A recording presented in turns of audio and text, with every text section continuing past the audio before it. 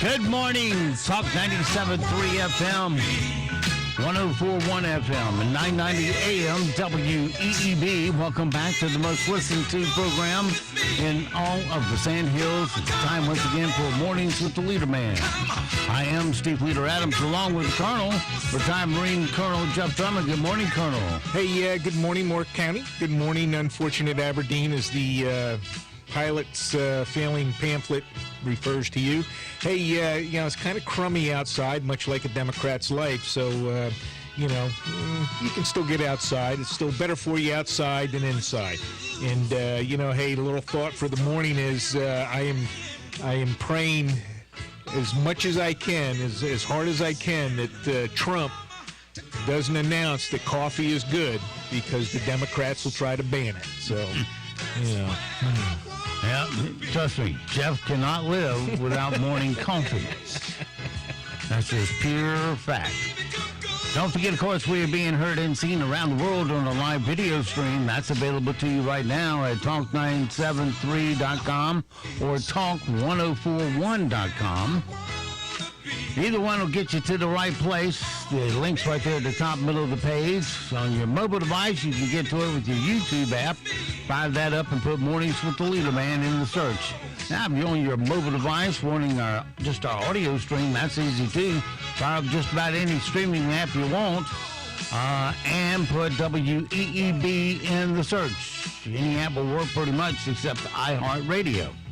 And if you're on our website at talk973.com or talk1041.com, you can click that icon in the upper right-hand corner of any of our web pages, and it will get you there immediately. One click and you're listening that quick.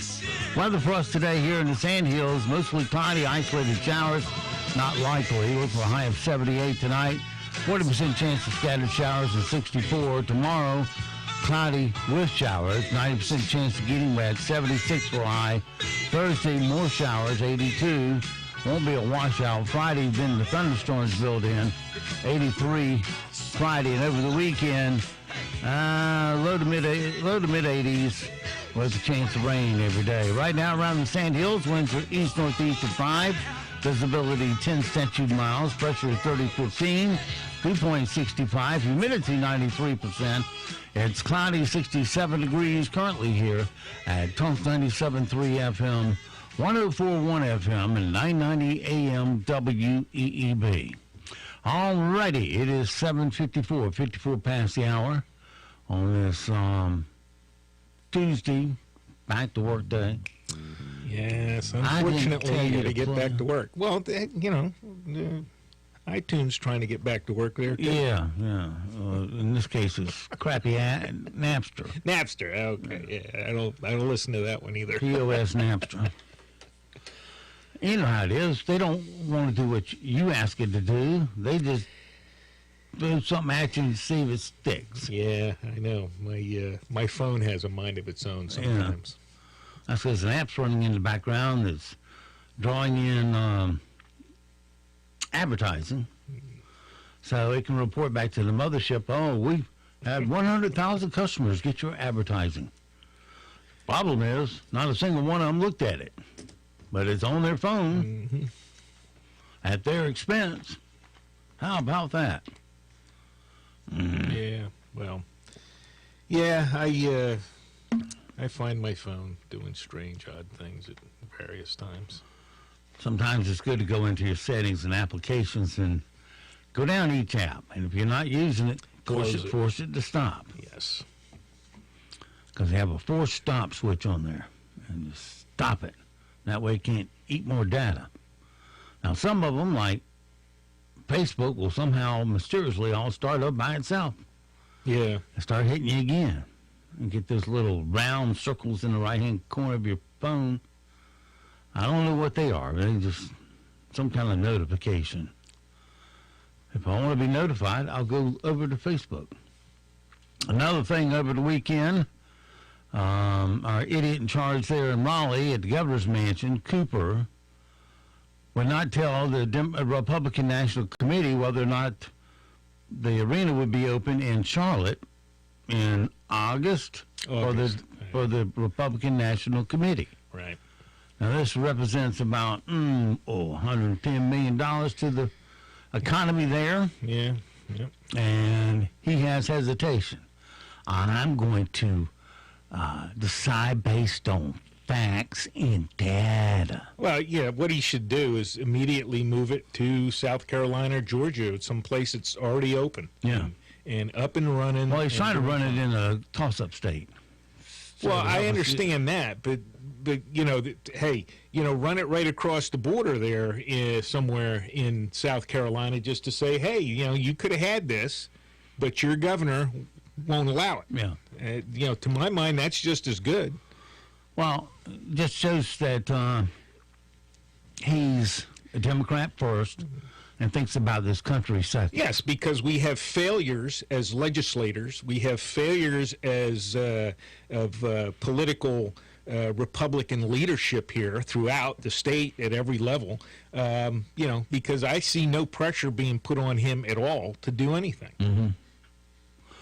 Yeah, well, you know what? Just because he's governor doesn't mean he gets to supersede the national Constitution. Well, I don't apparently care he what does because he's doing it. I don't care what North Carolina's Constitution says. It doesn't supersede the Bill of Rights. Yeah. I don't know. Tell Cooper that, because I think he'd laugh at you. Well, I think he's laughing at you. He's actively laughing at you. Yeah, at well, us. I think you have the right to open up regardless. Now, they'll play dirty and come snatch your water meter out or some Looney Tune thing like that, but I think you open up and the public will decide whether they want to go in and work it that way. Because I felt safe. I ate at IHOP. I felt very safe. They came out, and it was a very clean atmosphere. You saw them cleaning everything in the background also the whole time. Did they put you in a bubble booth and They put me in the booth. Okay. And the first time, second time I went in, it was at a table. But they have tables X'd off that you don't sit at. So it promotes the social distancing. And everything that comes out, like your salt's in a packet. So you're not using a community salt shaker. Right. And same with pepper and ketchup and anything else you want. They also ask you if you like metal utensils or plastic utensils. Yeah. Plastics come out sealed, Yeah. so it's your choice. Well, in a lot of You've never seen such shinier utensils in all your life. well, in a lot of places like that, yeah, it makes sense to just use throwaway. Oh my God, we're going to throw stuff away. It's going to end up in the ocean. But yes, we'll stop the dreaded COVID, which isn't the big issue that everybody thinks it is. Yeah, and all the wait staff wore the mask. So, I want to know if when Killer Cuomo is going to be indicted for doing what he did, which is force nursing homes to take COVID patients, etc. He's complicit in the death of up to 80% of the actual deaths in New York are in nursing homes. well, I think at least it'd be involuntary manslaughter. What a clown! And then you read the other thing. Where was it, in Mississippi, where they, that film from last week where the kid was punching the old people. He's actually mentally deficient and COVID infected, and they put him in there. Who they is, I don't know. Somebody in the government, and put him in a nursing home, forced him into the nursing. He should never have been there. Because his right to kill you superseded your right to be safe. And he's, apparently there's several. I've only seen the one, but apparently there's several other videos of this guy, punching out, 70, 80-year-old people in nursing homes. It's just sick. Well, thank you, Democrats. yeah.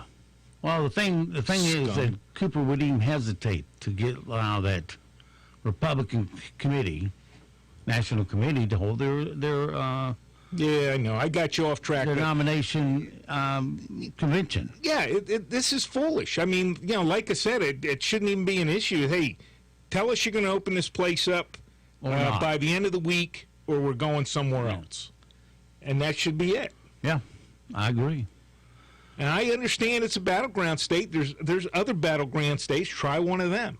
And if not, you go to one right next to a battleground state and hit it hard. Well, until Captain Stupid comes to his senses and opens it up, this is what we're going to have.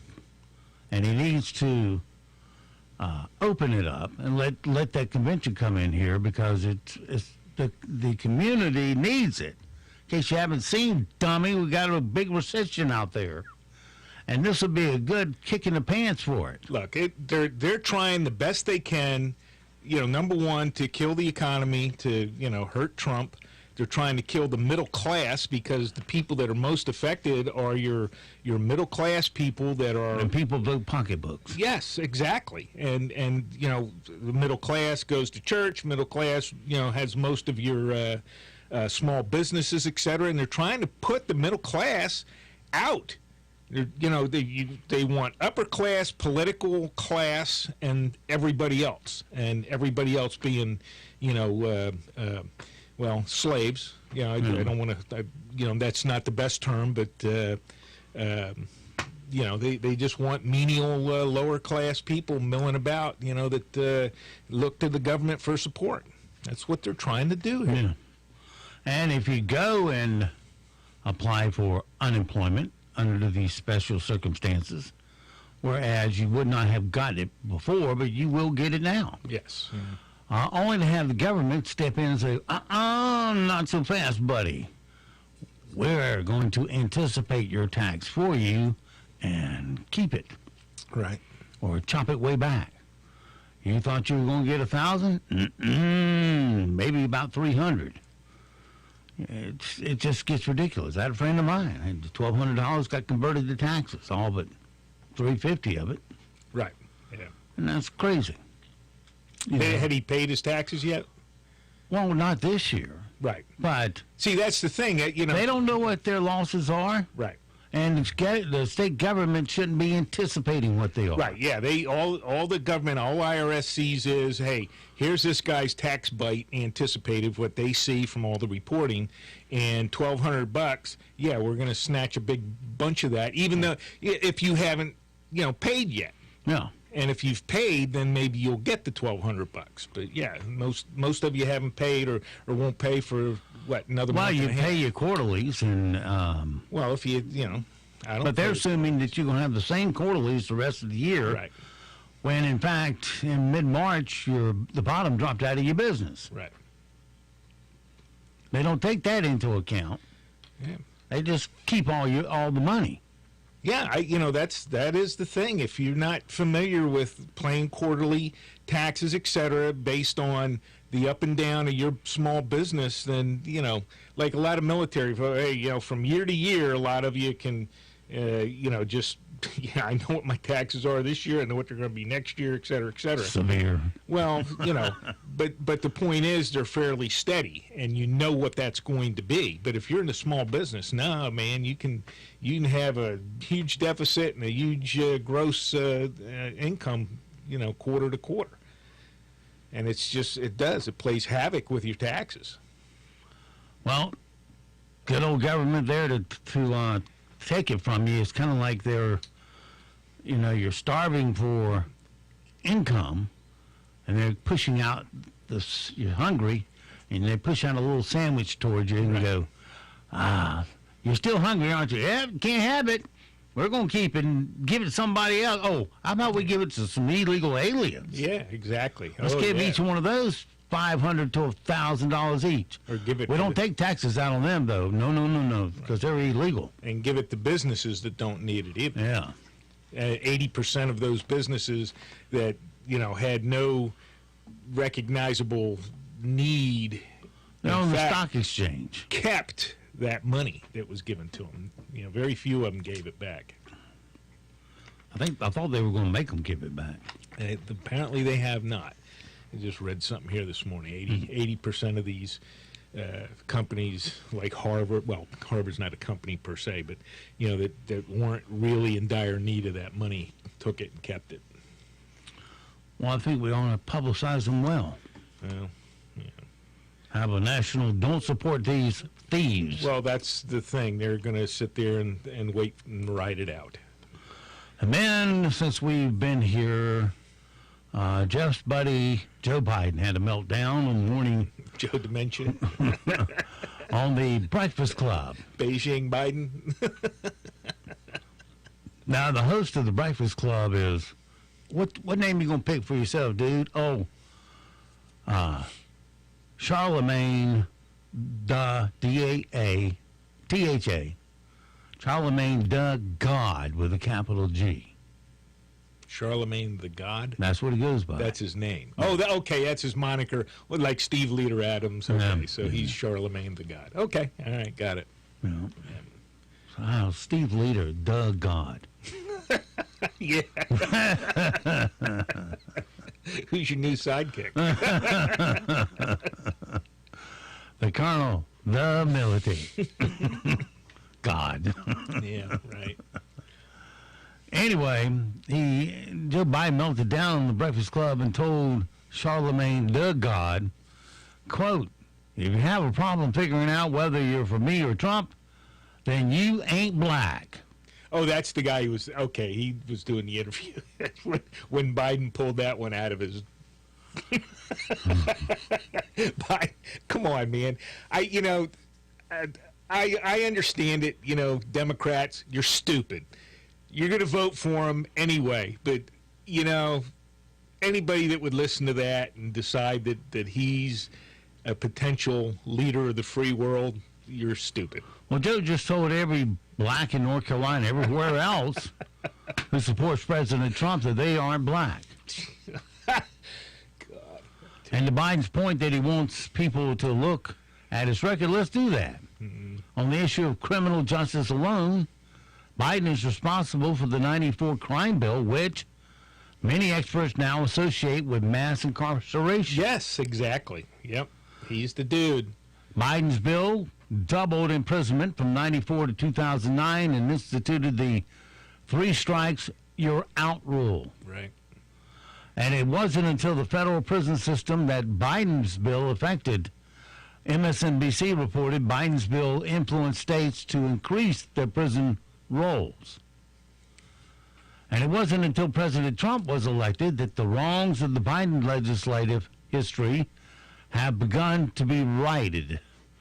President Trump signed criminal justice reform into law with the First Step Act. And with a disastrous interview like this, now the American people know why Joe Biden was avoiding an appearance of the Breakfast Club in the first place. Yeah, yeah. Well, he should avoid any kind of appearance. Anytime he tries to talk about race, he just, puts the noose around his neck. You remember when he says, they're going to put you all back in chains. Unchain us. Yeah, he's just terrible. He's awful. Absolutely. But, Democrats will vote for him, because. Well, there's no shortage of stupid here in this country. As a Clint Eastwood line said, God must love stupid people. And the girl says, why? And he says, because he made so many of them. Yeah.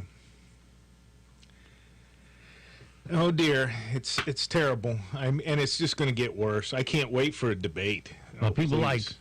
like Governor Cooper hates Trump more than he loves his state or America. Yeah, that's true. Because everything he does is to defy Trump.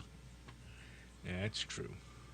So when you quit letting him run your life, then maybe you deserve the freedom that you sure forked over to him. Yeah. What is it they say? People who aren't willing to fight for their freedom don't deserve it in the first place? Yeah, there's words to that effect out there. And see, the other thing is, the First Amendment, freedom of religion. Well, you have the freedom of assembly too, right? Which has been swept off the board. Yeah, he says most you can have is 10 inside and 20 outside. Yeah. And I don't know. Are our beaches closed here in Carolina? I haven't even paid attention to that. No, that was in New York, New York and California and stuff. Yeah. Yeah. Well, in New York, you could go to the beach, but you couldn't go in the water. Yeah. What? Yeah. What are you talking about? Yeah, get off the beach and go to the Walmart. That's right. Yeah. Come on, people. where it's safe. Yeah, it's safe in the Walmart, but it's not safe out on the beach in the sun that will actually kill the coronavirus. Yeah. Or salt water, which will actually kill the coronavirus. I would think so. You know, salt water is kind of the neutralizer of everything in this environment. Yeah, of course, there's sharks out there, too, and they'll definitely kill the coronavirus. Or they'll get the coronavirus and die. it's carriers, too, yeah. Well, you know. So Democrats, head on out to the beach. Yeah. Get out there. Swim out as far as you can. We'll watch you from our lifeguard station. Yeah, here. that's right. Get out there, way out there. Yeah, and then the guy says from the lifeguard station, "Hey, there's a Democrat being swept out to sea in a rip current." And you say, "Well, it sucks to be a Democrat today, doesn't it?" That's a bad thing? Yeah. Well, given what they've done to our elderly population in what, New Jersey, New York, Michigan, is that the one with the dimwit? Yeah, dimwit governor. Good dimwit governor. She did it also, putting corona infected she's patients auditioning to be vice president. She's going to be tough. Yeah, well. And strong and take away your rights. Yeah, at this point, I'm not sure she gets reelected. Yeah, I give her my finger and say, "Hang your rights on that." Right. Well, yeah. This is just really, really bad. And it's all about move to hating South Carolina, Trump, and they don't care about you or this country. They don't care because this country is going to go into a recession. This country will feel it because of the globalness that Barack Obama set up, where you have a car and part of the parts come from Germany and then Sweden and Russia and everywhere else around the world because it's globalization. We're all one and we're going to sing Kumbaya. And now they can't get the damn parts to finish anything. Well, actually, this thing has had a positive effect on that movement because the globalization piece is really kind of hit the wall, and people worldwide, in the industrialized world anyway, are starting to figure all of this out about not having their manufacturing or production bases for drugs and materials, etc. Vulnerable to this supply chain interruption. They realize that now, and they're starting to build those things within their own countries. But that will take time. Yes, it'll take time, but at least it's moving back. That pendulum swing has started to come back.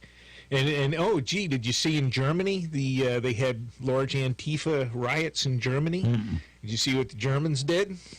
Club them upside the head like they need to be? No, they got the water cannons out. Okay. They figure, well, we won't club them. They need a bath anyway, so we'll just wash them down. There you go. Yeah. There you go. So, people are starting to, governments are starting to see what this is all about and starting to react. So, I tell you something else about the masks that everybody wear. Masks are useless. You law-abiding citizens, it's illegal to wear a mask in North Carolina. Yes, it is, actually. You're right. It is. I did. I read that, too. Oh, my God. Yeah, let's walk in well, the banks aren't open anyway, so you have to work everything through the teller if walking into a bank with a mask, I was thinking would be a bad thing, but you can't walk into a bank anyway. Yeah. Well, it's come to the point that, you're breaking the law. Yeah. Do the mask do any good? That's debatable. Yes, that's the real issue, is that the masks are not the overall answer to this spreading the COVID virus. Do they hurt anything? If I was in close quarters, I'd want a mask. Yeah. But as long as I can stay distance, I don't feel the need for it. Right. I'm not talking about hospital workers, et cetera. But, like I said, occasionally I saw one yesterday. Individual driving down the road, nobody else in the car, and this individual has a mask on. And you just wonder how stupid you have to be to do that. You don't need the mask on. Yeah, I saw a lady out jogging with a mask on. With nobody around her, just her with a mask on, Yeah, see, that's the thing. It's not good for you because it does cuts down your oxygen intake, et cetera, too. Yeah. So it is not healthy for you, period. And then when people feel like they can't breathe, they pull it down off their nose. Right. And yeah, that's what grabs me. I was in the store, and, mask is in front of me, and, blah, blah. They start talking. They're having some issue with something or other. Boom, the mask comes down so they can talk. Mm-hmm. All right, so what's the purpose of the mask? Mm-hmm. You don't, if you're sick, yes, wear the mask to cut down on your expelling these things all and spreading them all over everywhere. Yes, wear the mask so you don't do that. But if you're not sick, if you're otherwise healthy, that mask is not going to keep you from getting it. And then all those germs get caught up by your mask and Yes. Concentrate there. So when you take your mask off, you put your hand there, and now it's on your hand. And then you scratch your eye. Now it's in you. Yeah. Yes, what we're doing here right now is we're witnessing firsthand how quickly you can lose your liberty and freedom without a shot being fired. Here it is, right here. Terrible. Terrible. Yep. All right. Let's see. Even though health officials warned against it, there are several areas nationwide that partied this weekend in close proximity. Have I got time for this? No, it's got to skip it. Let me get one I got time for. They're all long. Oh, crap. All right, the married couple and the cheater. And now today's episode of The Married Couple. Walter, What? did you cheat? No, I didn't cheat. When you went out, you said you were going to get the car washed, but I just got something out of the car, and it smelled like French fries. What? Delicious, golden, fast food French fries. It did? See? No denial. You cheated and went to a drive-thru. Wait, technically, I told you when I was going to the drive-through car wash, I paused between saying drive-through and car wash. That is so misleading. I had to. It's been too long. And I did drive through the car wash. Are there any fries left? Walter? Join us next time for The Married Couple. And get a McWhiskey while you're there, too. Yeah. All right, news, sports, and weather is next. We'll We'll be likely back. stay mostly dry today. However, we're tracking small rain chances to move in as we head into the afternoon. Clouds will stay put and our temperatures will range in the mid to upper 70s this afternoon. By tomorrow, that's when we're going to see our rain chances really ramp up with unsettled conditions moving in until the end of the week. Highs for tomorrow will top in the low to upper 70s. We'll have to watch for the flooding threat to increase. I'm meteorologist Peter Sherwood in the Weather Center. Broadcasting from the top of the North Carolina Sandhills, 97.3 FM, 104.1 FM, and 990 AM, WEEB, Southern Pines, Pinehurst, Aberdeen. News this hour from townhall.com. I'm Rich Thomason. A U.S. biotech firm is optimistic about prospects for an experimental coronavirus vaccine as phase 1 of clinical trials gets underway. Novavax, based in Maryland outside Washington, D.C., has begun the safety phase of trials, injecting more than 130 subjects in Australia. The company's top science officer, Dr. Gregory Glenn, has high hopes for the vaccine. Sincerely believe we have a vaccine that is going to be very good. Glenn adds if all clinical trials go well, then the company can quickly ramp up production. At least 100 million doses by the end of the year and 1.5 billion doses in the coming year in 2021. I'm Tim McGuire. Lake of the Ozarks is a popular getaway destination in central Missouri, and it was busy over the weekend, so much so that some officials urged people who partied there to self-quarantine for 2 weeks. Hong Kong's leader insisting that national security legislation authored by China will not threaten the semi-autonomous territory's civil rights. Carrie Lam's assurances come amid widespread criticism of the legislation as an encroachment on freedom of speech and assembly. Ultimately, what is to be provided in this piece of legislation is for all of us to see in order to be assured that Hong Kong's freedoms will be preserved and Hong Kong's vibrancy and core values in terms of the rule of law, the independence of the judiciary, the various rights and freedoms enjoyed by people will continue to be there. The Trump administration condemns the legislation threatening to withdraw preferential trade status for Hong Kong. Stock futures higher on the day the New York Stock Exchange reopens the trading floor. Right now, Dow futures up 216, NASDAQ futures up 148. More on these stories at townhall.com. Gold. It's soaring. Are you missing it? If you have an IRA or 401k, you probably are. Less than 1% hold physical gold. We've been told by Wall Street it's for crazy people. Really? What's crazy about an asset that beats stocks 2-1? I'm Adam Barata, national best-selling author of the book Gold is a Better Way, owner of Advantage Gold, an Inc. 5000 member, and highest-rated gold IRA firm in the world.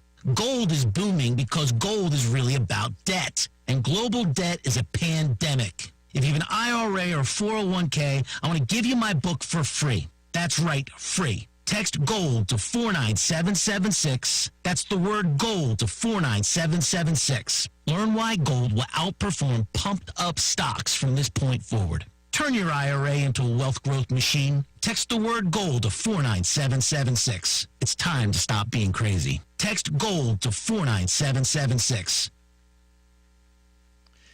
Egypt's health minister ordering an investigation into the death of a doctor who contracted coronavirus while on duty. They've been dubbed the White Army and hailed as heroes, but many health workers in Egypt believe that the authorities are exposing them to preventable risks in treating coronavirus. The Doctors' Union has issued a statement warning of a complete collapse in the health system. The union said it held officials responsible for the deaths of 19 doctors and the infection of more than 350 others. The statement came after weeks in which Egyptian health workers had increasingly bemoaned the lack of protective equipment and testing for themselves and their patients. The BBC's Sebastian Usher. Human Rights Watch says satellite imagery shows a village burning in a conflict zone in western Myanmar lends credence to reports that houses there were torched by government soldiers. News and analysis at townhall.com. The newly announced Brazil travel ban takes effect today. The Trump administration's ban on foreign travelers arriving in the U.S. from Brazil will start Tuesday instead of late Thursday as originally planned. The White House announced the change late Monday without explanation. Brazil has been hard hit by a surge in coronavirus cases, and it now ranks second only to the U.S. in the number of confirmed COVID-19 cases, according to a tally from Johns Hopkins University. In announcing the upcoming ban on Sunday, the White House said it would prevent additional infections in the U.S. Mike Gracia, Washington. The Afghan government says it will free 900 prisoners, the single largest prisoner release since the U.S. and the Taliban signed a peace deal that spells out an exchange of detainees between the warring sides. The announcement comes as a 3-day ceasefire with the insurgents draws to an end as of today. More on these stories at townhall.com. As our economy gradually reopens, remember to support local. Know you're doing the right thing and stay proud. Be a part of the greatest comeback of all time with Talk 97.3 FM, 104.1 FM, and 990 AM. WEEB. Serving more people, more places, 24/7. If your AC breaks down, we'll restore your indoor heaven. Installation or repair, one call will be there. It's your family, don't delay. Comfort's just a call away. We're Comfort Services. Comfort Services. Come to Comfort Services in Aberdeen to get a free estimate on a new Carrier system or heat pump, and you may qualify for a rebate up to $2,000 from Carrier. Get in on the savings and purchase a qualifying heating or cooling product before the Cool Cash rebate ends June 30th. You may also qualify for financing options as well. Stop into Comfort Services on Highway 5 next to the Habitat store in Aberdeen, or call 910-695-2665. Carrier and Comfort Services, a great team. Comfort's just a call away. Comfort Services. Aberdeen Prescription Shop is one of the best independent pharmacies. Despite the chain stores, customers prefer Aberdeen Prescription Shop for its personal service, drive-through window, and free delivery. All major insurance is accepted, including TRICARE. Order your prescriptions online at AberdeenRxShop.com or call 944-1313, 944-1313, or visit the Town and Country Shopping Center on US 1. Aberdeen Prescription Shop. Just what the doctor ordered. At Pool Automotive, being local and family-owned isn't just a title. It's the lifeblood of our business. The moment you walk into our Aberdeen showroom, you'll be treated like family. You see, we believe that all our guests deserve quality, reliable used vehicles, and we have the inventory and finance options to make it happen. When you buy a new vehicle, the second you drive it off the lot, it's already depreciated by thousands. Before you throw that money away, come to Pool Automotive and check out our huge selection of premium vehicles. We have high-quality, off-lease vehicles, most of which are one-owner cars with low mileage and remaining factory warranties. Something else we do to save you even more? We don't charge documentation fees. Yep, you heard us right. No doc fees here. Come in today, 500 South Sandhills Boulevard in Aberdeen, or call 910-637-0057 and experience the Pool Advantage. For more than 100 years, Pines Funerals has been there for Moore County families when they needed us most. We continue to build on tradition of trust by serving all your funeral and memorial needs from any of our convenient locations. Nestled in 15 acres of wooded landscape along Morganton Road, Pine Lawn Memorial Park offers memorial gardens, mausoleums, a chapel, and a beautiful brand new funeral and cremation center slated for completion in 2020. For free, pre-planning information or to schedule a tour, call Pines Funerals at 910-947-2224 or visit pinesfunerals.com today.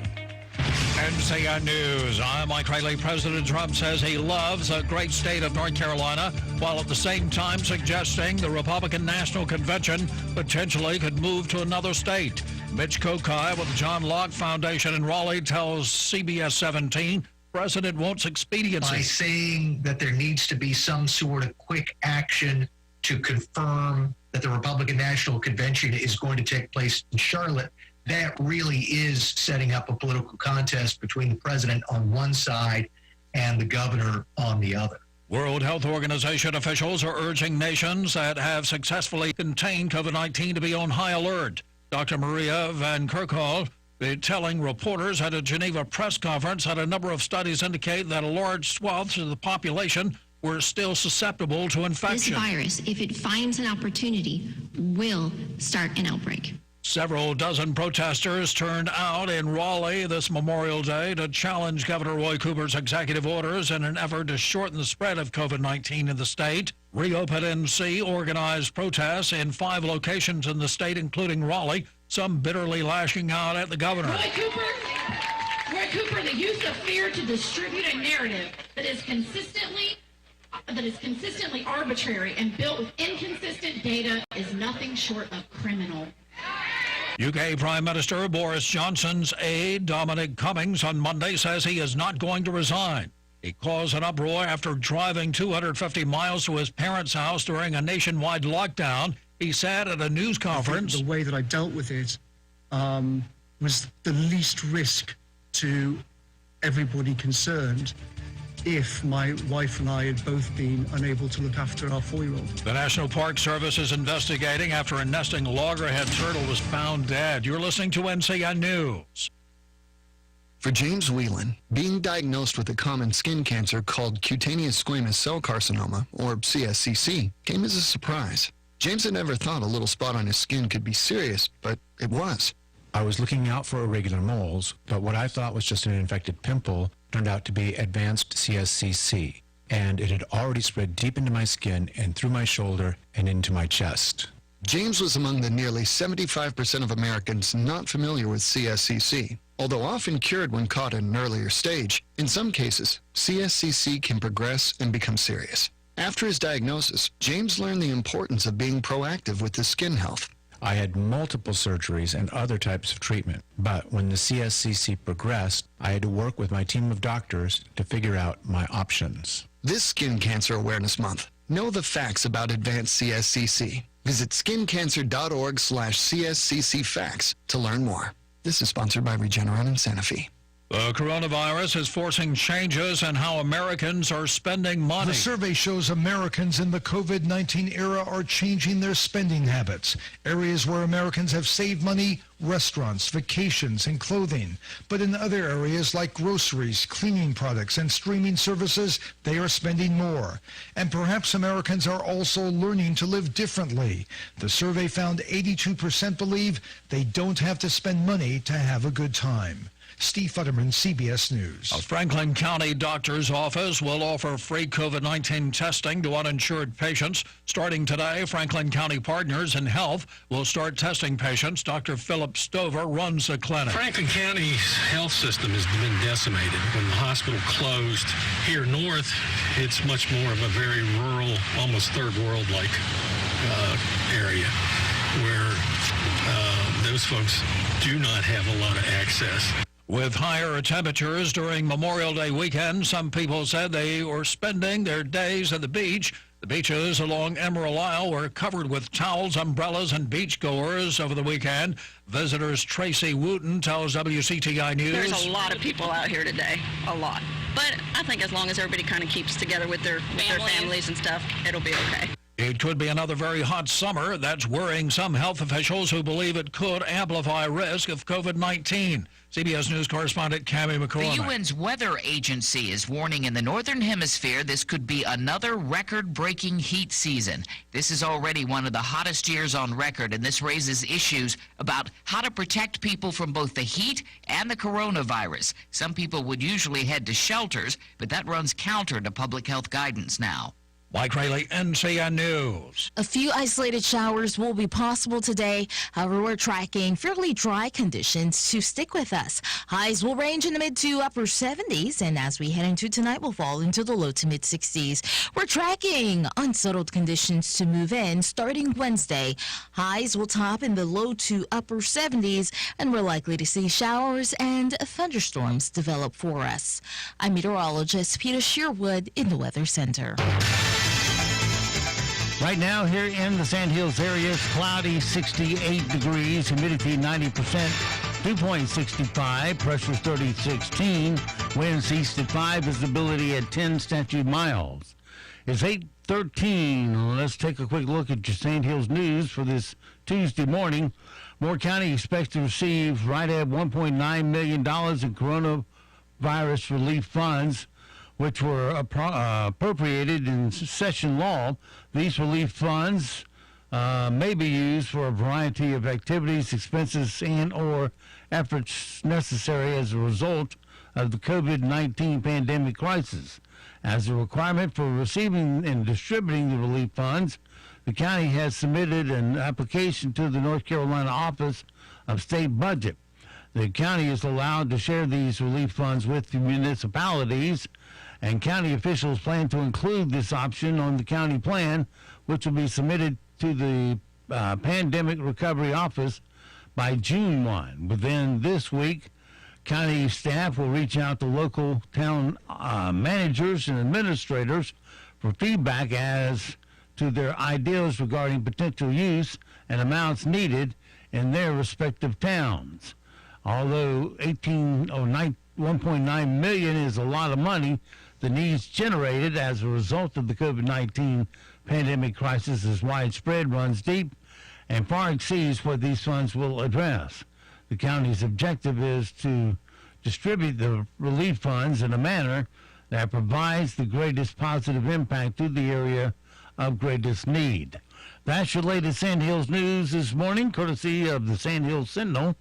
And you can go to sandhillsentinel.com for more information. It's 8:16, time for sports. That's next, right here on Talk 97.3 FM, 104.1 FM, and 990 AM, WEEB. In NCN Sports, I'm Josh Zach. The NHL is hoping to move to Phase 2 of its return-to-play protocol early next month. That includes opening practice facilities and allowing small group workouts. 6 players, in fact, will be allowed to work out in team facilities where state restrictions have been lifted for such gatherings. That includes the Hurricanes' home rink in Raleigh. A 22-page memo detailing the plan stresses there is no exact date for the start of Phase 2 or a timetable for how long it will last, but the league hopes to jump into a Phase 3 training camp stage and eventually get to a 24-team playoff tournament by the end of July.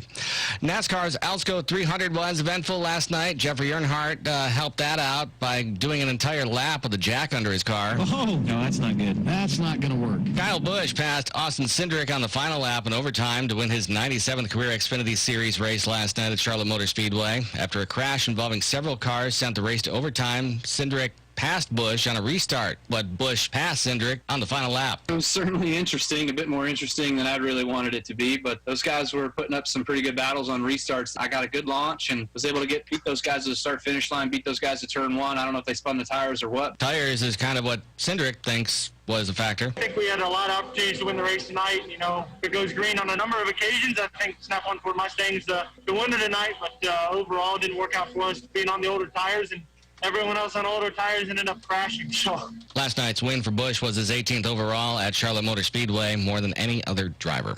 NASCAR, meanwhile, on Monday suspended 3 critical crew members for Denny Hamlin's team because a piece of tungsten fell off of his car on a pace lap before the Coca-Cola 600 Sunday. That tungsten required to meet minimum weight requirements on the vehicle, and the NASCAR rulebook states if it's separated at any point, it is an automatic 4-race suspension for the crew chief, car chief, and engineer. That trio are suspended till June 10th. This is NCN Sports. Introducing from Wilmington and Morehead City, North Carolina, the delivery dominators, the supply chain champions. It's the lineup that scored $15.4 billion for our state's economy and supported more than 87,000 jobs. Your very own ports team, the North Carolina Hooray! At North Carolina Ports, we play hard for our state's economy. Now that's something to cheer about. Check out our season highlights at nccranes.com. These are challenging times, and our mental health matters. NAMI North Carolina is here to help. If you or a loved one is struggling and you don't know where to turn, NAMI North Carolina is here for you. We're part of the nation's largest grassroots mental health organization and a part of your community. Visit NAMINC.org to learn more about free programs near you, or call the confidential NAMI North Carolina helpline at 1-800-451-9682. You are not alone. Georgetown coach and NBA legend Patrick Ewing is thanking his doctors and nurses and his fans as he battles COVID-19. Ewing, who played for the Hoyas and the New York Knicks for 15 seasons, has been released from a Washington hospital and is recovering at home. He tweeted that his dad is getting better and appreciates the thoughts and prayers. Americans have proven they are starved for TV sports. Turner Sports said the Sunday telecast of the match Champions for Charity attracted an average 5.8 million viewers across its 4 networks. Turner says it was the most watched golf telecast in cable TV history. Tiger Woods and Peyton Manning scored a 1-up victory over Phil Mickelson and Tom Brady at Medalist Golf Club. It raised $20 million for COVID-19 relief funds. You can imagine that things could have gone differently if Brady wasn't such a bad golfer. Josh Zach, NCN Sports. The greatest comeback of all time is underway. Remember to shop local businesses. A reminder from Talk 97.3 FM, 104.1 FM, and 990 AM. WEEB. Does the idea of getting out into US 1 traffic make you cringe? The increasing traffic and impersonal service of chain drugstores is a reminder of why we like small town life. Hello, I'm Pat McLean, and I would like to welcome you to McLean Drug. We are located at 735 South Bennett Street. It's all here. Friendly, helpful service, convenient access, drive-through window, and discount prices. So stop by or give us a call at 246-9355. McLean Drug on Bennett Street in Southern Pines for the personal prescription touch. At Pool Automotive, being local and family-owned isn't just a title. It's the lifeblood of our business. The moment you walk into our Aberdeen showroom, you'll be treated like family. You see, we believe that all our guests deserve quality, reliable used vehicles, and we have the inventory and finance options to make it happen. When you buy a new vehicle, the second you drive it off the lot, it's already depreciated by thousands. Before you throw that money away, come to Pool Automotive and check out our huge selection of premium vehicles. We have high-quality, off-lease vehicles, most of which are one-owner cars with low mileage and remaining factory warranties. Something else we do to save you even more? We don't charge documentation fees. Yep, you heard us right. No doc fees here. Come in today, 500 South Sandhills Boulevard in Aberdeen, or call 910-637-0057 and experience the pool advantage. Rudino's has always served our community, and we're still open, serving local families through curbside takeaway and DoorDash delivery. Right now, you can get our legendary 9-inch grinders and a bag of chips for just $8.49, or an 18-inch grinder for $16.99. All of our grinders are made on fresh, homemade white bread, oven-baked daily with mozzarella and provolone cheese. Rudino's Pizza and Grinders on Pinehurst Avenue, voted #1 by Spectator Magazine. See our full menu at rudinosouthernpines.com, then call 246-2446. The following is a message from the Moore County Veterans Service Office. The Moore County Veterans Service Office is closed to the public through April 30th. However, our staff is continuing to work via phone, mail, and email to serve our county veterans. Veterans who wish to obtain a veteran's license plate for their car can still complete the appropriate DMV form through the U.S. mail. Veterans with 100% permanent and total disability may begin their application for the property tax exemption by completing the DVA-9 form at the County Veterans Service Office. Because the Regional VA Office has suspended approvals for the tax exemption until further notice, all completed forms will be held at the County Veterans Service Office until the Regional Office resumes the verification process. Veterans must provide proof of disability rating to complete the forms. In some cases, a DD-214 may be required. For assistance with the DMV license plate and property tax forms, please call the Moore County Veterans Service Office at 910-947-3257 and leave a message. Being overweight is the #1 health problem in America today. It leads to so many avoidable health issues. If you have a weight problem and finally want to do something about it, then do what I did and participate in the Transforming You Weight Loss Program offered by Dr. Sharon Wright at Wright Chiropractic in Seven Lakes. It's a customized, physician-assisted program based on your body type and your goals. A healthier, more vibrant, spirited, and slimmer you emerges. Now, I lost 25 pounds in the first month and 50 pounds to date. That keeps me motivated. Now, the program is easy to follow. I'm Steve Leader Adams, and if I can do it, you can do it.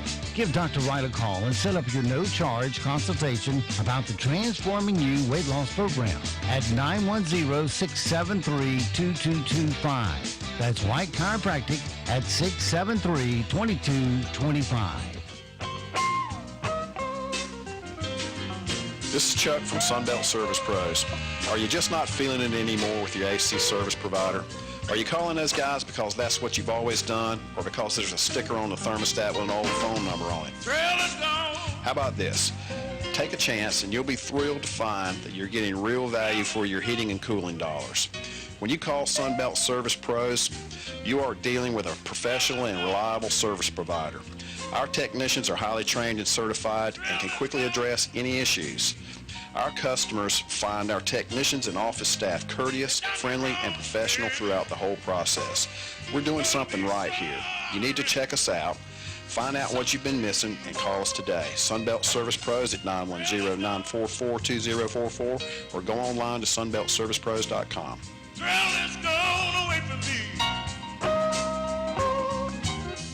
Are you tired of talking to a robot every time you have to interact with your pharmacy? Please listen to our menu because it has changed. For your prescription, press 1.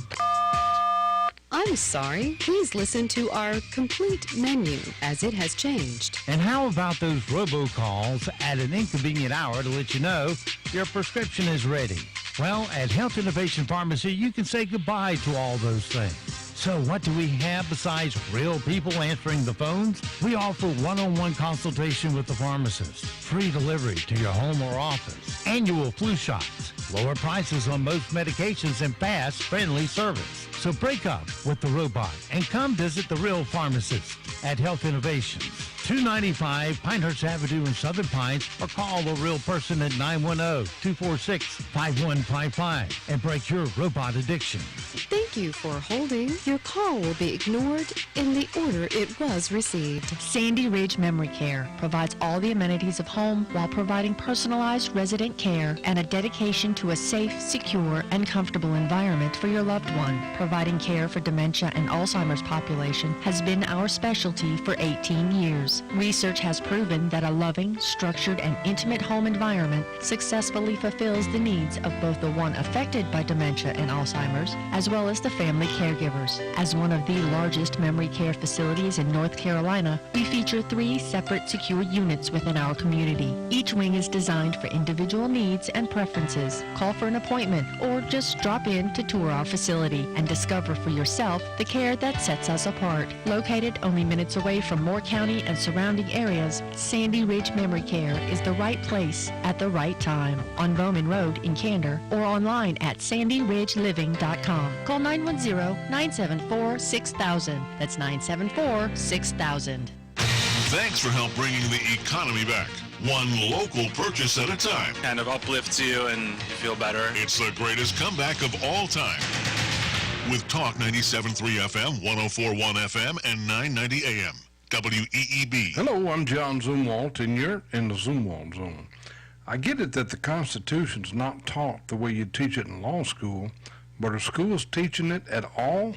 That documents the absolute law of our land. The Constitution is the fundamental law within which the government must operate. We've got to have a Constitution. It provides the written rules that are approved by the people. That's us. So, for example, if the government decides they want to pass a law that allows them to come into your house and take your guns, they can't do it. They can't do it because the Constitution says they can't do it. Now, some people, like the Democrat candidate for North Carolina Legislative District 52, don't agree. That'd be Lowell Simon. And he's on record as saying he doesn't believe in the Second Amendment. Doesn't believe in it. Lowell Simon can say that because of the First Amendment. He has every right to do so. He can call me a cockroach, which he's done in writing. That's okay. I would never call him a name, even though I have that right. Oh, wait a minute. Simple Simon, Simple Simon. Oh, that was childish, wasn't it? Simple Simon. So anyway, the Constitution of the United States and North Carolina is also unbelievably clear that the government, and that includes the governor, cannot interfere with worship services. That's why a sheriff and our DA said they wouldn't stop you from worshiping God. That's why the court backed them up. The Constitution was written to protect us, you and me, from our government. Have a good day from the Zumwalt Zone. Will likely stay mostly dry today. However, we're tracking small rain chances to move in as we head into the afternoon. Clouds will stay put and our temperatures will range in the mid to upper 70s this afternoon. By tomorrow, that's when we're going to see our rain chances really ramp up with unsettled conditions moving in until the end of the week. Highs for tomorrow will top in the low to upper 70s. We'll have to watch for the flooding threat to increase. I'm meteorologist Peter Sherwood in the Weather Center. And now, the Sandhills' #1 morning show. Mornings with the Leader Man. Here on Talk 97.3 FM, 104.1 FM, and 990 AM WEEB. And heard and seen around the world at talk973.com. The best part of waking up is waking up with us. Oh, welcome back. It's been a while. How long has it been? If you ask me, not long enough. Does anyone know what? Let me stop you right there. It's Tuesday. No, come on. This feels more like a Monday. No, it's Tuesday. Well, no matter what day it is. Don't say it. It's time. Don't you say it. Don't you dare say it. Back to where? Back to work. Why'd you have to say that? Because it's showtime.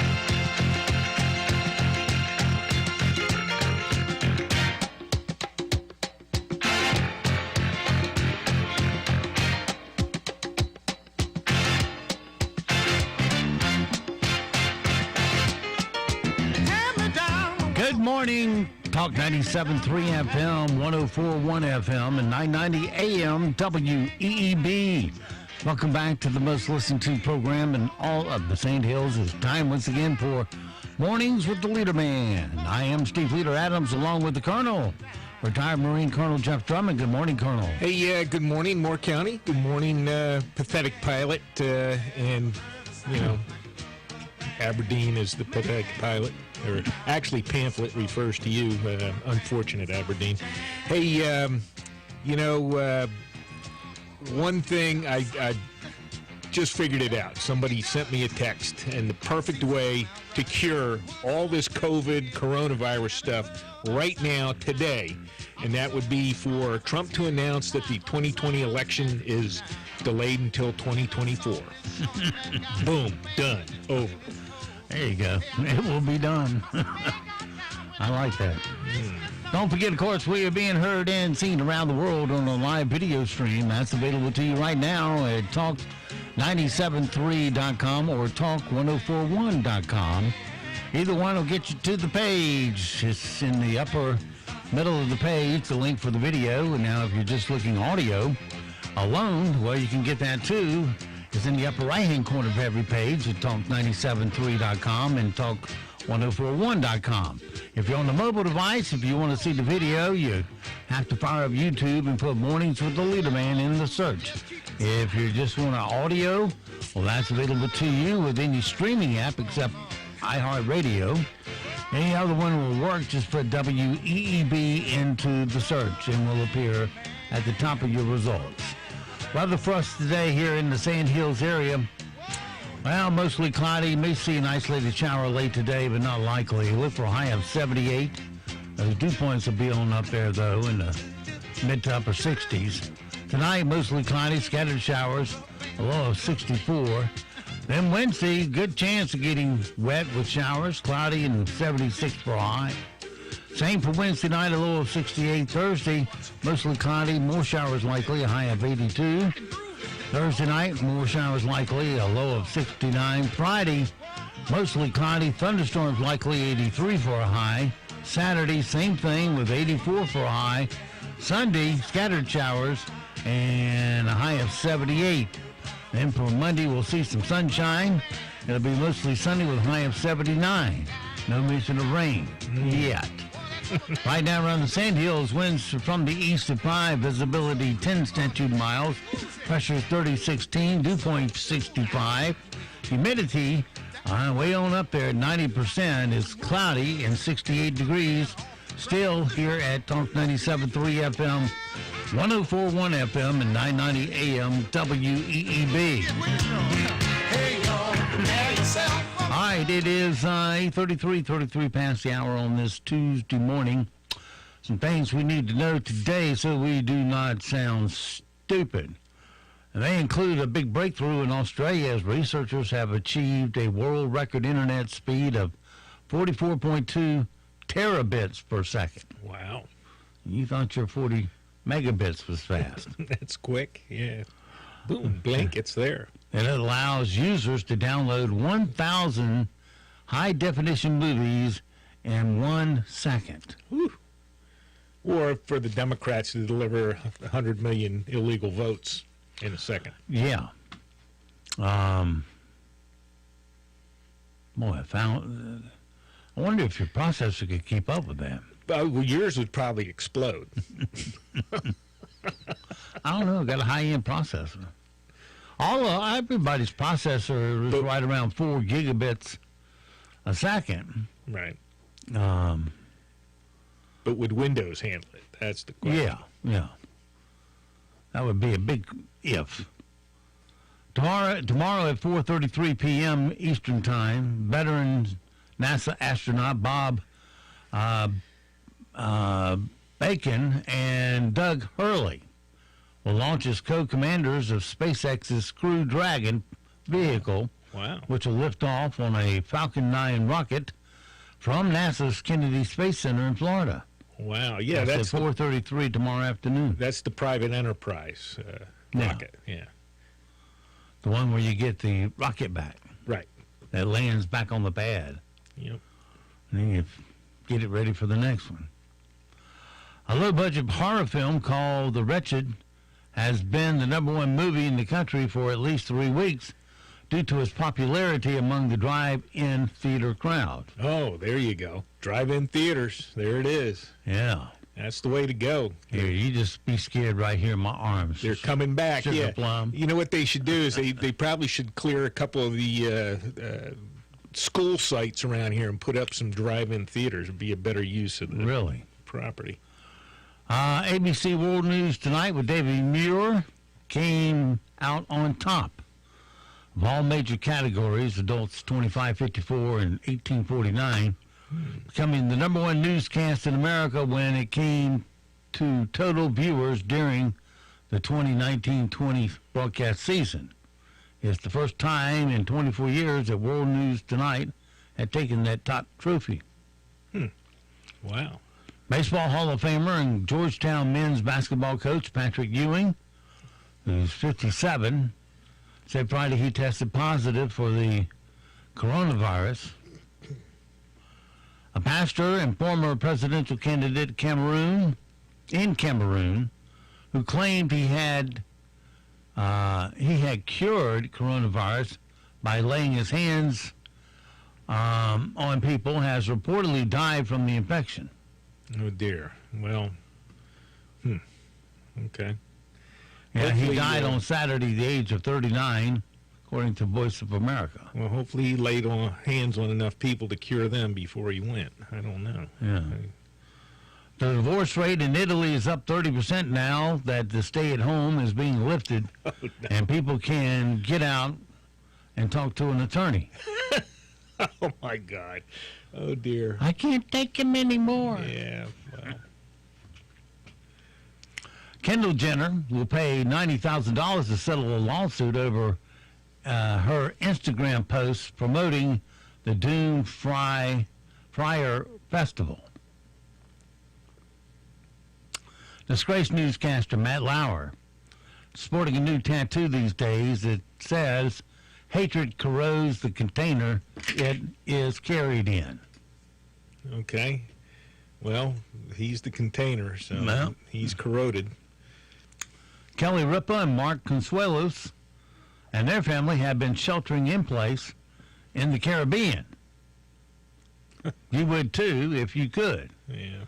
Kelly's been filming her live segments from there. So in other words, she ain't live anymore. Yeah.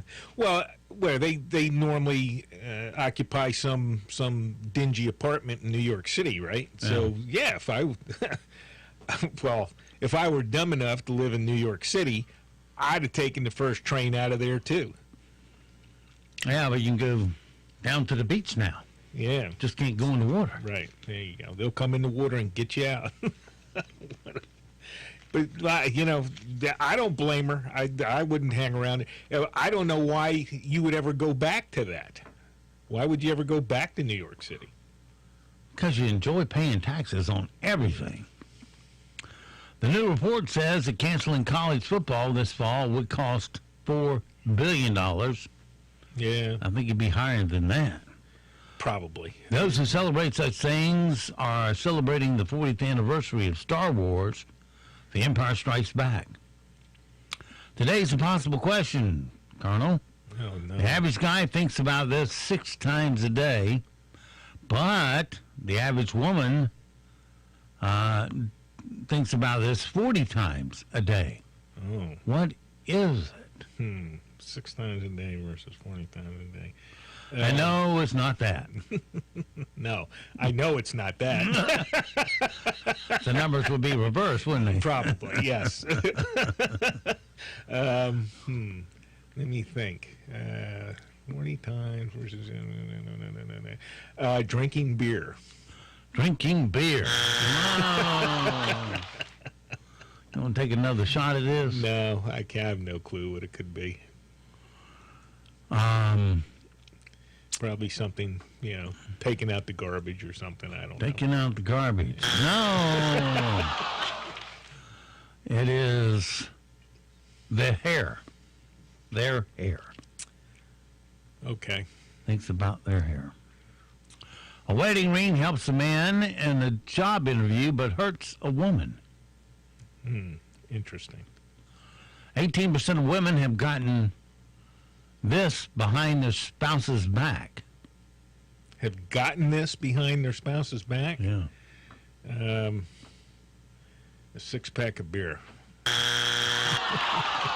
A credit card. A credit card. Okay.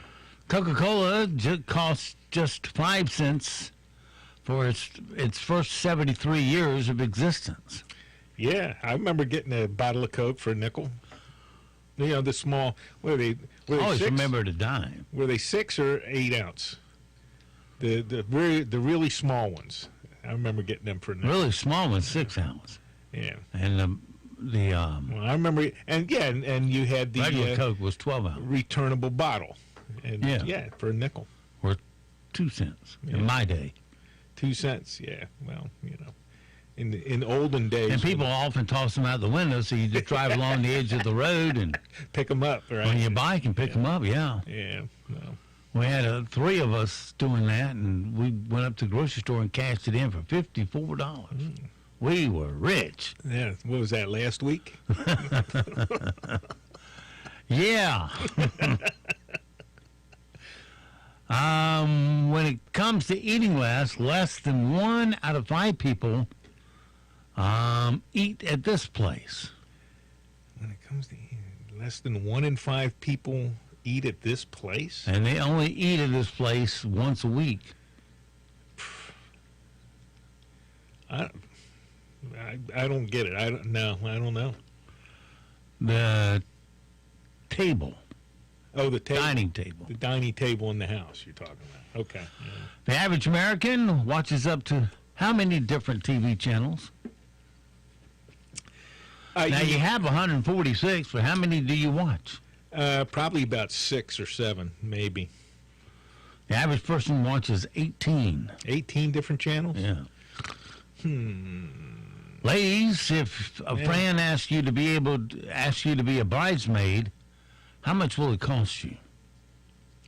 Oh, to be a bridesmaid? Yeah. Oh, it's a lot of money. Something like that passed on my computer here about a month ago, and it was thousands of dollars. $1,700.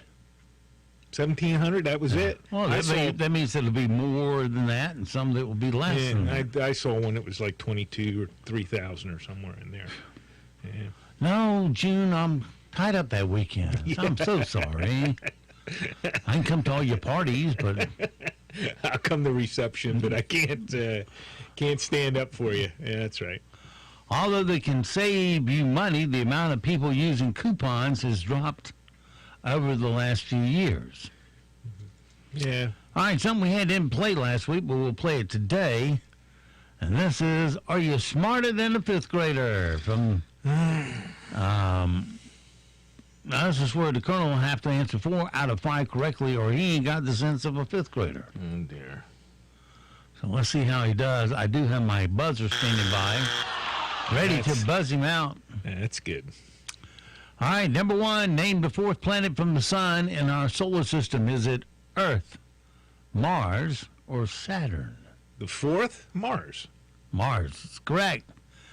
In what country did COVID-19 or coronavirus believed to have originated from? You mean the bat soup flu? Yeah, China.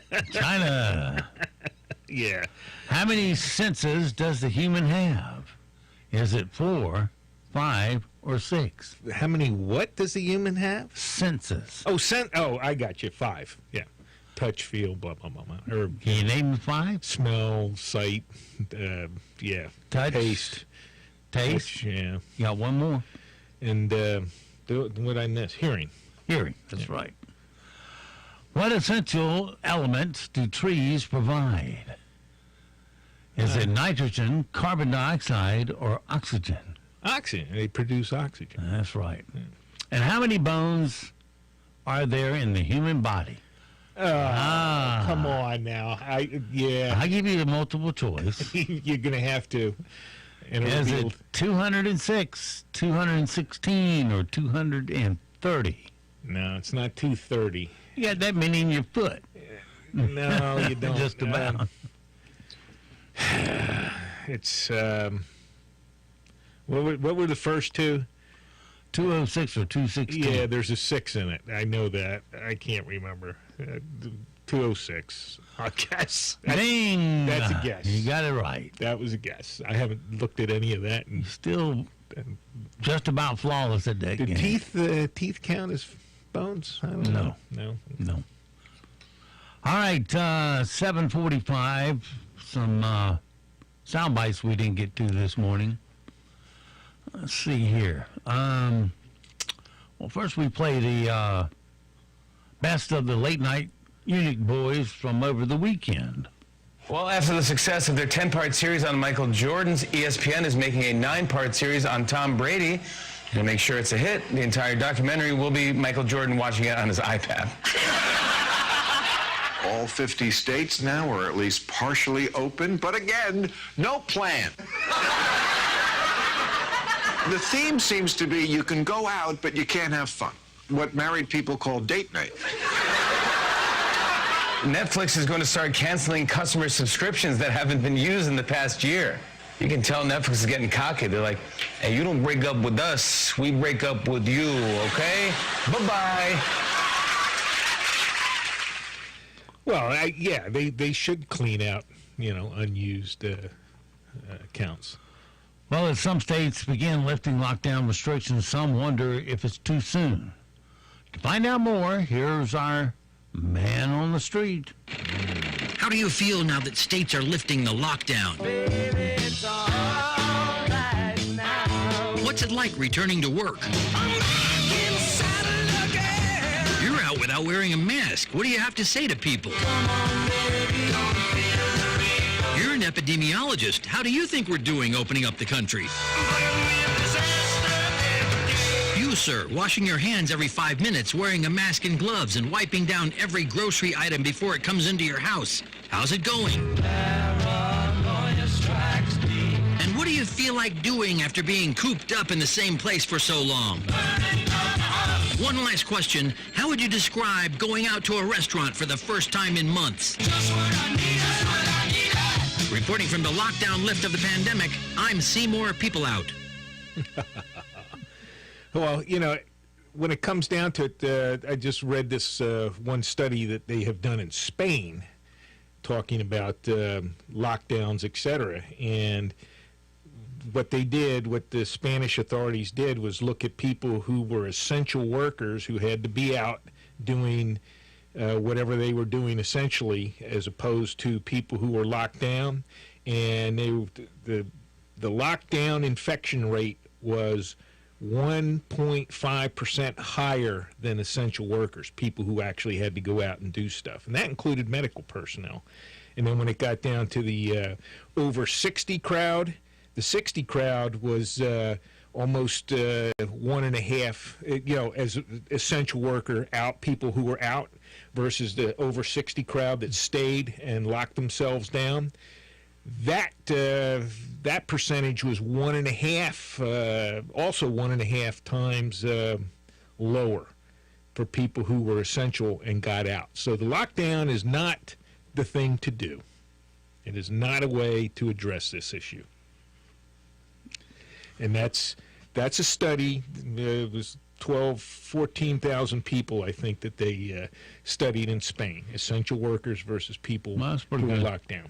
Sample size. Yeah. Oh, yeah. This isn't like one or two people and one guy less. This was a fairly significant number of people, and what they found out, you're less likely to be infected if you're essential and out working than if you lock down.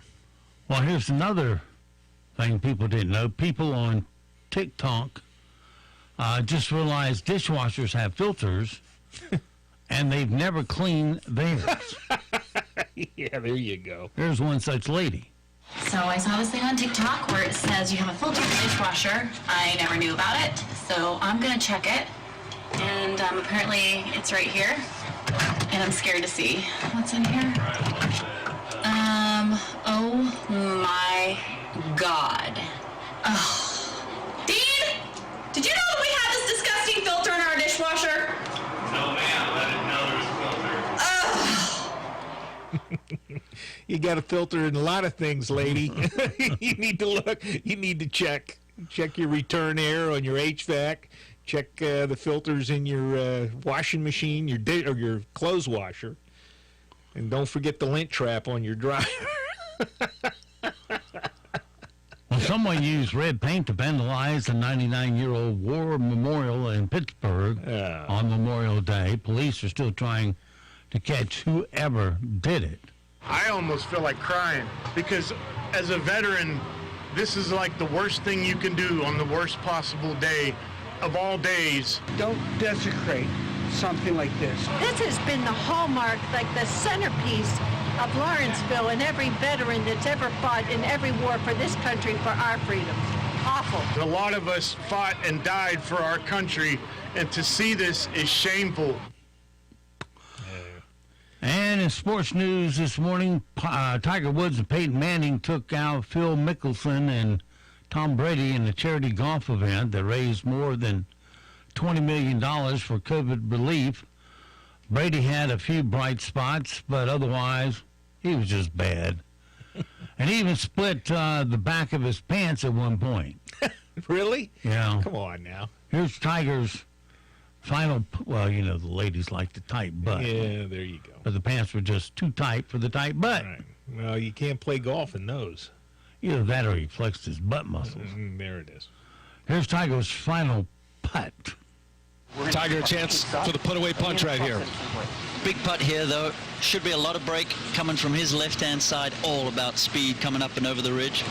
Couldn't have a better scenario. Tiger with the putter in hand on his home course for the win. All right, well, that ought to do it. Good, good. I still want to see Peyton knock that in. Oh, gentlemen. Good work, boys. Great playing. We did it? No. Yeah, Jake. Way to go, bro. Tiger Great job. Woods, Good match. Peyton Manning, the winners of Capital One's The Match. Well, that's, I read that was the most watched golf event ever. It was. Yeah. Yeah, because that's the first live event that they could watch. Yeah. During their charity golf match, Brady played, well, like crap. Still, he did have a couple of bright spots. After 6 holes of misery, he hit the shot of his life by holding out from the fairway, at least 130 yards away. Ooh. That was a good birdie. Here's the shot along with some razzing from Charles Barkley. Hey, Tom, how many shots you want? This Chuck. Come on, man. I'm going to give you some shots, man. I want some of you. Gotta get going. Chuck, I've been focusing on football, bro. I'm trying to win a Super Bowl, man. Ready to dominate. I think you just made him mad, Chuck. Oh, no, I love it, though, man. He can take a joke. Oh, go in! Yeah! Goodness! You made it! Wow! Chuck. Hey, man, that's all too. Shut your mouth, Chuck. Take a look at that medicine. Get your butt out here. When the going get tough, the tough get going, boys. Well, you know, they've got... I'm glad he didn't say boy.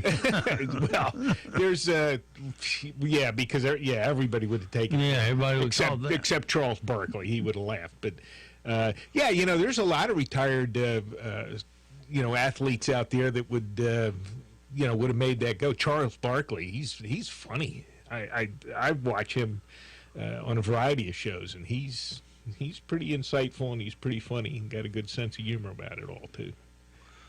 Well, Friday night on the Tonight Show, Jennifer Lopez explained some good that comes out of being quarantined, at least in her opinion. We've been making the best of it. There's been some really scary, anxiety-filled time, uncertainty, all of that. But I'm also realizing a lot of things. I'm realizing, Wait a minute. On scary time when you were told to stay in, but you took a private limousine over to the gym to work out? Okay. What? I didn't call my mom every day. I need to call her every day, even when this is over, because I've been speaking to her every single day. And when this is over and we get back to work, whatever that new normal is, I want to keep that going. We set a time and we're like, every night at 7:30, we're sitting down, we're having dinner. And I was like, there's certain things that I've discovered during this time that I definitely want to keep going. So in that sense, it's been a blessing. Well, Yeah, and it's like a lot of them have been out and about. What's the governor's name up there in Virginia? The other knucklehead. He goes down to Virginia Beach without a mask on, hanging around with people, blows the social distancing, and blah blah blah blah. So, good for what's good for you. Isn't good for him, and he'll do what he wants. Yeah, because he can. All right, something we hadn't done in a while. Something the Colonel enjoys. Some facts. And now it's time for Random facts. 1, 2, 3, 4. All right, 4 random facts for today, and maybe a spare. The idea of detectives using magnifying glasses came from Sherlock Holmes. He used one in a book called A Study in Scarlet in 1887, and the image stuck. Yes. Stuck. The first tailgate party on record happened in 1861. The Colonel was there. Yes, and when people traveled to watch the Battle of the Bull Run in the Civil War and had picnics while they cheered on their side. Yes, that was Manassas. Yeah. Bull Run. That's like watching a football game. Actually, it's just like watching the war out your back door. Yeah, well, that's what they did. Ethiopia uses a different calendar than most of the rest of the world. It has 13 months, and it's currently 2012 there. Their 13th month is only 5 days long, or 6 days during a leap year. And days start at 6 a.m. instead of midnight. Iran produces about half of the pistachios in the world. Yes, they do. Who produces 25% of them? California. Huh? California. Yeah, the U.S. Yeah. And Hawaii is made up of 137 islands. The Big Eight and 129 other small ones. Right. Yeah, there's a ton of islands out there, yeah. Some of them you can't go on, too. They're closed for ecological reasons.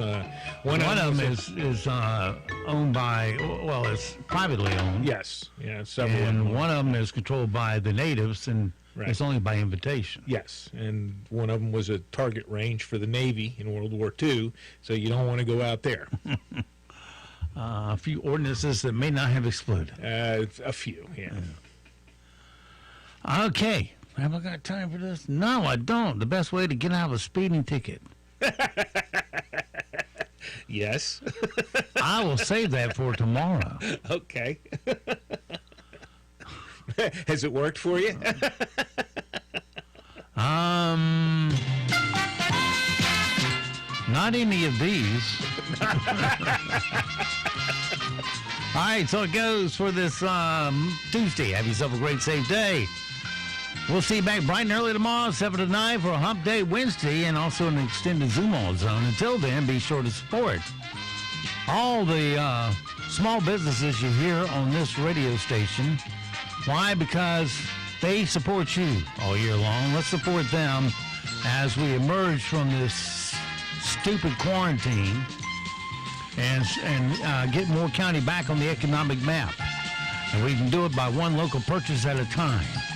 And don't forget, millions of Americans have fought and have died to give and protect the freedoms that you get to enjoy today. Live today worthy of their and their family sacrifice. I'm Steve Leader Adams and the Leader Man, and Nick and Colt the Dog. We'll all see you at 2 o'clock this afternoon at the Cloudy Dog Park.